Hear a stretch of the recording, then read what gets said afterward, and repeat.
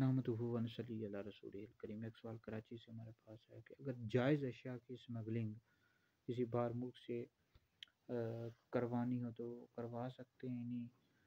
تو اس حوالے سے یاد رکھیں، اگر جائز اشیاء کی اسمگلنگ حکومتی سطح پر منع ہو تو پھر اجازت نہیں ہے، کیونکہ اس میں آپ کو پھر اگر پکڑے گئے تو پھر ذلت بھی اٹھانا پڑے گی، اور پھر آپ کو قانونی طور پر بھی اس کی کارروائی ہوتی ہے۔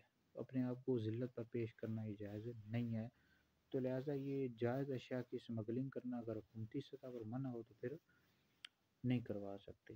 یہ پھر ذلیل بھی کرتے ہیں، بہت سخت معاملات ہوتے ہیں اس کے۔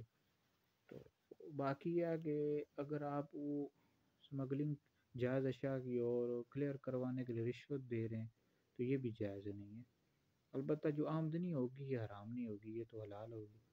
لیکن بہرحال یہ ہے کہ حکومتی سطح پر اگر کسی ملک کے ساتھ اگر یہ ہو کہ آپ اس ملک سے چیز نہیں منگوا سکتے تو پھر آپ نہیں منگوا سکتے، پھر اس میں قانونی معاملات ہوتے ہیں، تو لہٰذا اس سے بچا جائے۔